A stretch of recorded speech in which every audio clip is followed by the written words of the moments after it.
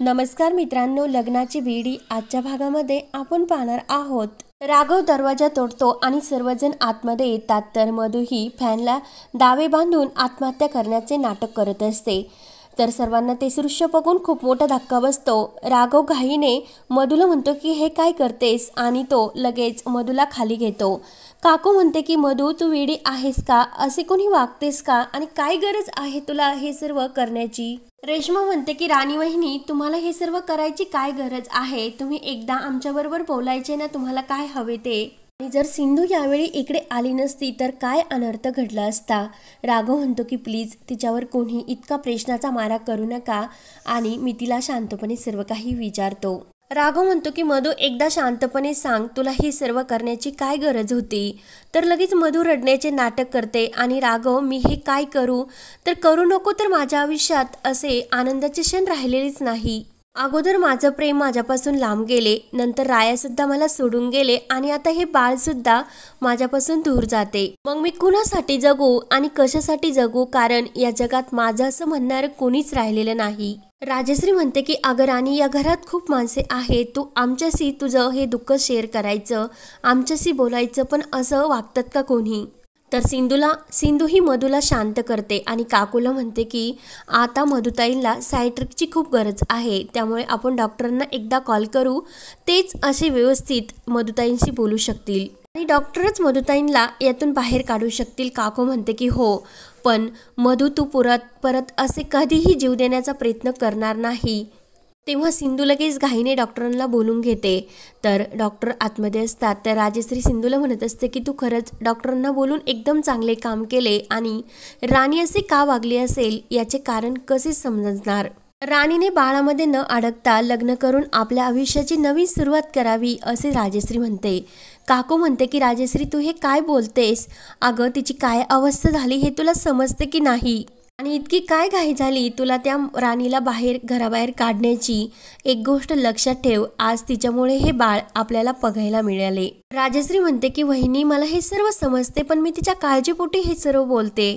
सिंधू म्हणते की सर्वजण अगोदर शांत व्हा, डिलिव्हरी नंतर ह्या घटना घडू शकतात, कारण पेशंटमध्ये ते सर्व सहन करण्याची ही क्षमता नसते। डिलिव्हरी नंतर शरीरात होणारे जे काही बदल असतात त्यामुळे हे सर्व घडते आणि मधुताईंना सुद्धा तेच झाले असणार। काकू म्हणते की अगं राणी बाबतीत असे का घडेल, कारण आपण सर्व तिच्यासोबत कायम असतो।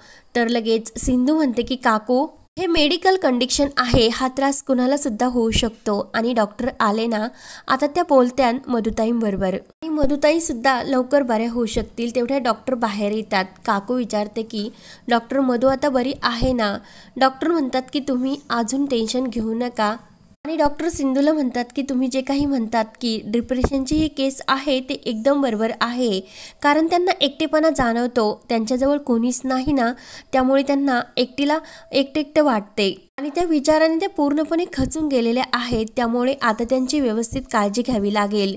राजश्री म्हणते की डॉक्टर आम्ही त्यांची व्यवस्थित काळजी घेतो, त्यांना रात्री सुद्धा एकटीला सोडू नका आणि रात्री झोपण्यासाठी त्यांच्यासोबत कोणीतरी असावे। तर काकू म्हणते की हो, मी मधुबरोबर कायम रात्री एकत्र झोपत जाईल। तर सिंधू म्हणते की डॉक्टर आम्ही व्यवस्थित त्यांची काळजी घेऊ। त्यानंतर घरामध्ये राजश्री आणि रेश्मा ह्या 5वीची तयारी करत असतात आणि राजश्री म्हणते की काकूला अहो काकू मी सर्व काही विसरले, पूजा कशी मांडायची ते मला सांगा ना। तर काकू म्हणते की अगं राघवची आणि ऋषभची तू तर मांडली होती। तेव्हा सिंधू बाळाला घेऊन येते आणि पूजेची मस्त तयारी होते। तर लगेच काकू म्हणते की अरे ऋषभ पेन आणि वही घेऊन ये। तर राजश्री म्हणते की कशाला। तर लगेच काकू म्हणते की अगं 5व्या दिवशी सटवाई येते आणि बाळाचं नशीब लिहून जाते, त्यामुळे। तेव्हा ऋतुजा म्हणते की रेश्मा आणि ऋषभ तुम्ही सुद्धा आता लवकरच बाळाची तयारी करा, कारण मला नातवाची खूप हौस लागली। तर लगेच सिंधू आणि राघव हे बाळाला घेऊन पूजेला बसतात आणि मस्त अशी पूजा होते। सिंधू आणि राघव खूप खुश असतात। तर काकू म्हणते की सिंधू जरा तू राणीला बोलावून घेऊन येतेस का। तर सिंधू राणीच्या रूममध्ये मधुला बोलवण्यासाठी येते। तर तेवढ्यात मधु ही फोनवर बोलत असते आणि तिच्या आईबरोबर आईला सांगत असते की मम्मा मी त्या सिंधूला कधीही सुखी राहून देणार नाही। तर सिंधू हे सर्व ऐकत असते। मधू म्हणत असते की सर्व काही माझ्या प्लॅनप्रमाणेच घडते. राघव सुद्धा माझी खूप काळजी घेण्यासाठी लागला आणि मी प्रेग्नेंट असताना त्याला पूर्णपणे माझ्या बाजूने ओढवले आहे. आणि आई तू बघतच राहा, राघव आता स्वतः ते बाळ माझ्या ताब्यात आणून देईल आणि सिंधूकडे घेऊल. तर ते ऐकून सिंधूला खूप मोठा धक्का बसतो. त्यानंतर इकडे रत्नाकर म्हणत असतो की आज घरामध्ये राघव आणि सिंधूच्या बाळाची इतकी 5वीची मोठी पूजा आहे, पण त्या आनंदामुळे हे राणीचे जे काही दुःख आहे तेच खूप मोठं वाटते. रत्नाकर म्हणतो की राणीने आत्महत्याचा प्रयत्न केला, खरंच हे खूप मोठे पाऊल वाटते. काकू सुद्धा म्हणते की राया गेल्यानंतर राणीने इतक्या मोठा आत्महत्याचा प्रयत्न करणे म्हणजे खरंच खूप अवघड वाटते. रत्नाकर म्हणतो की राणीचं एकटेपण न हे स्वाभाविकच आहे, कारण राया गेल्यानंतर तिला एकटीला जे काही दुःख झालं ते तर आपण शेअर करू शकत नाही. त्यामुळे मला म्हणूनच जे काही सिंधू आणि राघवचे बाळ आहे ते मधूच्या पोटात वाढवायला नको होते. काकू म्हणते की रत्नाकर तू एक गोष्ट विसरतो, राणीमुळेच आज राघव आणि सिंधूचे बाळ हे आपल्या घरात आनंद घेऊन आले. राणीनेच या घराला वारस दिला, पण ती खरंच एकटी पडली. तिच्याकडे तिच्या हक्काचं कोणीच नाही, बाळ सुद्धा नाही. मग राणीने यापुढील तिचं आयुष्य कसे काढायचे याचाच विचार येतो असे काकू म्हणत असते. राजश्री म्हणते की वहिनी असे का बोलता तुम्ही, आपण तिची फॅमिली आहोत, मग आपण कायम तिच्या सोबत राहणारच ना.